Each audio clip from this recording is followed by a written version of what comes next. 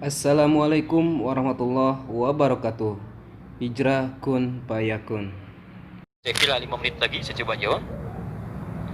Waalaikumsalam warahmatullahi wabarakatuh. Ustadz, yang mana yang harus didahulukan ketika kita sedang dalam perjalanan di jalan tol dan kita tidak menemukan rest area, sementara waktu subuh sudah mepet, jam 6 misalnya. Jam 6 bukan waktu subuh, Bu, udah lewat subuh. Baik. Jam 6 misalnya baru ketemu rest area. Apakah tetap dikerjakan 2 rakaat sebelum sholat subuh atau langsung sholat subuh? Maka yang seperti ini lihat sifat berkendaraannya. Di mana teman-teman menunaikan sholatnya? Apakah di motor? Apakah di mobil? Yang mobilnya itu dalam posisi apa? Kalau Anda sedang menyetir, misalnya nyetir, kan nggak mustahil juga Anda kemudian sholat di dalam mobil sementara sedang menyetir.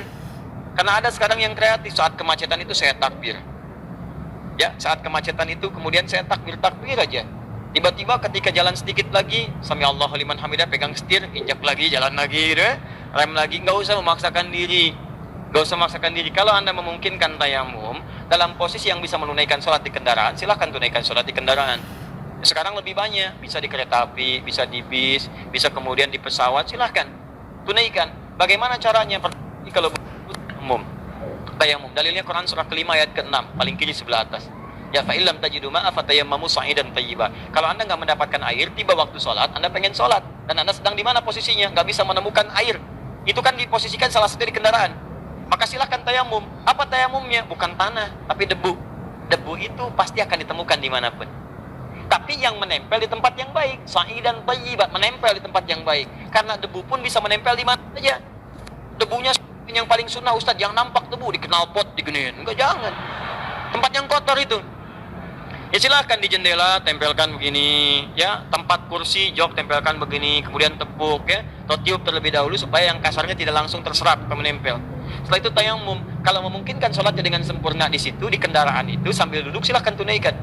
Ya, bukan dalam posisi Anda punya aspek darurat yang lain. Darurat yang lain seperti misalnya apa? Sedang mengendarai kendaraannya, atau kondisinya pakaian Anda kena najis yang belum bisa dibersihkan. Atau kondisi yang kedua, Anda memang temannya yang nyetir, tapi posisi kendaraannya tidak memungkinkan menunaikan sholat dengan sempurna, walaupun sambil duduk. Maka pada saat itu, ada rukhsah bagi Anda. Di mana sampainya di situ, disitulah ditunaikan sholat Anda. Paham? Jelas insya Allah? Baik. Jadi kalau bisa tunaikan di kendaraan, silahkan tunaikan di kendaraan.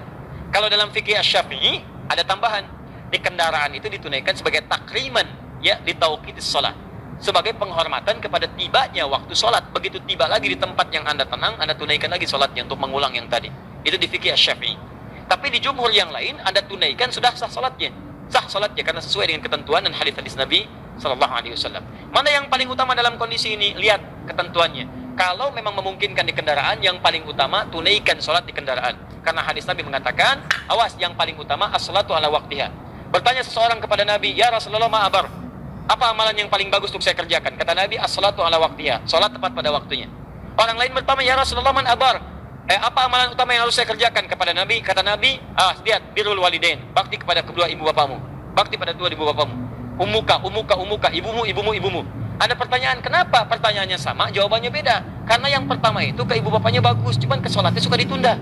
Yang kedua, teman-teman sekalian, sholatnya bagus, kerjakan tepat pada waktunya, cuman ke ibu bapaknya kurang bagus. Maka perhatikan Nabi, dengan bimbingan dari Allah, satu pertanyaan jawabannya bisa beda. Ya, maka yang tadi itu jadi inspirasi untuk kita. Kalau Anda di kendaraannya bisa menunaikan dengan baik, maka itu yang paling utama. Kalau tidak menunaikan, tidak dengan sempurna, tidak ada kesempatan, maka saat tiba di tempat Anda istirahat, tunaikanlah di situ dengan sempurna. Jelas ya? Baik, ingat kaidahnya, ad-daruratu tubihul mahdharat. Hal yang darurat membolehkan yang dilarang. Bahkan yang halal itu bisa berubah jadi haram, yang haram bisa berubah jadi halal dalam kondisi yang sangat darurat. Ya, terutama yang haram itu langsung bisa naik status jadi yang halal untuk sementara, bukan seterusnya. Jelas?